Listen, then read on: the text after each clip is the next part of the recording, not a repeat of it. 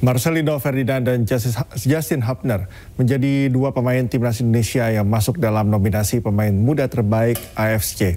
Keduanya masih akan bersaing dengan 9 pemain lain dari 8 negara. Pemain terbaik akan ditentukan dalam polling di akun resmi afc.com.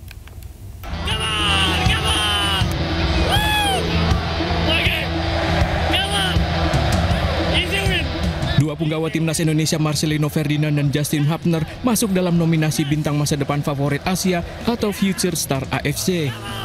Perubahan di... apa yang terjadi? Gol! Akun Instagram Konfederasi Sepak Bola Asia AFC pada Jumat kemarin telah menampilkan unggahan soal jajak pendapat mengenai para pemain-pemain muda. Terdapat 11 pemain dari berbagai posisi dan banyak negara yang masuk nominasi. Selain dari Indonesia, terdapat pemain-pemain dari Korea Selatan, Cina, Arab Saudi, Irak, Jepang, Qatar, Uzbekistan, dan Uni Emirat Arab.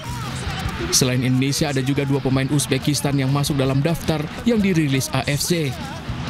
Semua pemain yang masuk dalam daftar ini berada di bawah usia 23 tahun. Beberapa pemain bahkan sempat menghadapi Indonesia baik di level senior maupun di kancah kelompok umur. Untuk memilih pemain-pemain yang menjadi favorit ini, AFC mengajak pencinta sepak bola mengisi jajak pendapat melalui aplikasi di ponsel ataupun mengunjungi situs di afc.com. Situasinya, Bu. Sungguh cantik kita lihat gol dari Marcelino Ferdinand. Alhamdulillah. Bagaimana kita pendapatan Marcelino untuk bisa menciptakan gol yang sangat-sangat cantik. Pemirsa, laga final Oxford United kontra Port FC besok merupakan final ideal turnamen Piala Presiden 2025. Merampungkan fase grup, Oxford menjadi tim paling produktif, sementara Port FC menjadi tim dengan lini belakang paling tangguh.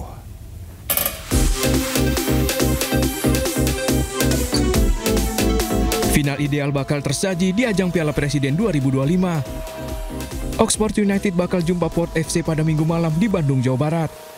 Datang dari Inggris, Oxford United menuntaskan fase grup A secara brilian. Ole Romani dan kawan-kawan menjelma menjadi tim paling produktif dengan mengemas total 10 gol. Setelah menggilas ESL All-Star dengan skor 6-3, pasukan pelatih Gary Rowett tersebut mencukur Arema FC dengan 4 gol tanpa balas. Hasil tersebut membuktikan ketajaman lini depan Oxford United sebagai tim unggulan.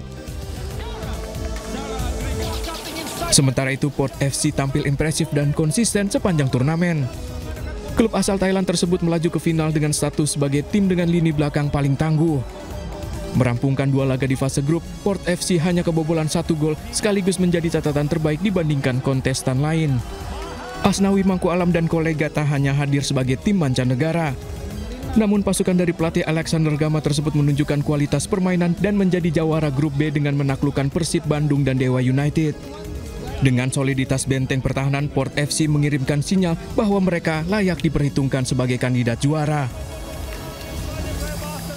Kembali di iNews Malam, pemirsa, ratusan ribu rekening penerima bansos terindikasi dipakai untuk judi online. Pemerintah akan mencabut bantuan sosial atau bansos bagi penerima yang terlibat judi online.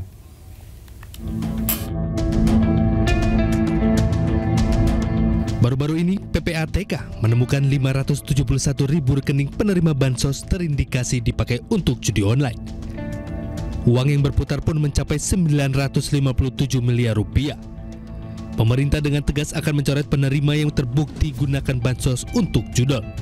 Sangat bisa, karena data kita sekarang by name by address, jadi ketahuan si A si B-nya, siapanya, ya, nomor rekeningnya. Nah, terdeteksi ini dipergunakan untuk kegiatan judi online, ya kita pertimbangkan untuk dicoret dari penerima bantuan sosial. Hal senada juga disampaikan oleh Menteri Sosial Saifullah Yusuf. Jika terbukti penerima bansos terlibat judi online, maka pemerintah akan mengalihkan bansos tersebut ke yang lebih berhak. Itu kan baru dari satu bank, itu pun hanya tahun 2024. Jadi ini cukup mengejutkan dan ini menjadi bahan kami untuk evaluasi pada penyaluran triwulan ketiga. Kalau memang terbukti bahwa mereka benar-benar ikut judol dan sengaja bansos itu digunakan untuk keperluan judol, maka tentu kita akan coret dan kita alihkan kepada mereka yang lebih berhak. Sementara itu, PPATK juga mencatat jumlah pemain judi online di tahun 2025 mencapai 8,8 juta orang. 71,6% pemain judi online berpenghasilan di bawah 5 juta rupiah. Pemerintah sendiri sudah bergerak berantas judol dengan membentuk Des Pemberantasan Judi Online yang dibentuk Kemenko Polkam. Ratusan ribu situs judol sudah diblokir. Sejumlah pegawai Komdigi yang diduga terlibat judol juga sudah ditangkap. Namun judi online masih merajalela di Indonesia. Tim Liputan iNews melaporkan.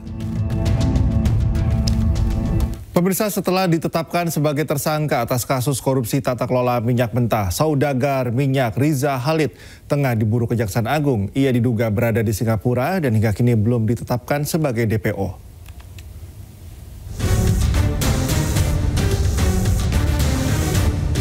Gerak cepat Kejaksaan Agung mengungkap kasus korupsi tata kelola minyak mentah dan produk kilang minyak di PT Pertamina patut diacungi jempol. Setelah menetapkan 9 tersangka 24 Februari lalu, Kamis malam Kejagung kembali menetapkan 9 tersangka baru, salah satunya Riza Khalid. Tim penyidik menyimpulkan telah diperoleh alat bukti yang cukup untuk menetapkan sebanyak 9 tersangka.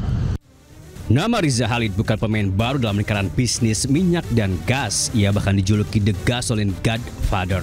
Bisnisnya menggurita dari perdagangan minyak bumi hingga industri minuman.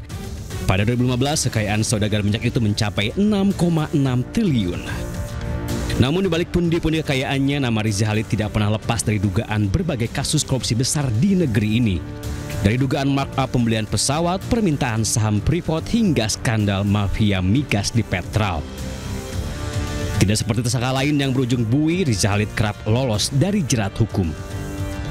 Hingga akhirnya Kamis lalu, ia menyusul sang anak Kerry Ardianto Riza menjadi tersangka dalam kasus yang sama. Berbeda dengan nasib sang anak atau tersangka lainnya sudah dibui, Riza justru masih melenggang bebas. Diduga ia sudah kabur ke Singapura. Yang bersangkutan tidak tinggal di dalam negeri. Ya, untuk itu kami sudah kerjasama dengan perwakilan Kejaksaan Indonesia di luar negeri, khususnya di Singapura. Walaupun sudah ditetapkan sebagai tersangka dan diduga berada di luar negeri, hingga kini Kejagung belum menetapkan Riza Khalid sebagai DPO. Apakah yang bersangkutan akan dinyatakan dalam daftar pencarian orang atau tidak, tergantung pada nanti proses pemanggilan yang akan disampaikan kepada yang bersangkutan sebagai tersangka. Kita tunggu saja apakah Kejagung berhasil membawa pulang Riza Khalid atau saudagar minyak ini kembali lolos dari jerat hukum. Tim Liputan iNews melaporkan. Informasi menarik lainnya segera kami hadirkan usai jeda. Tetaplah bersama kami di iNews Malam.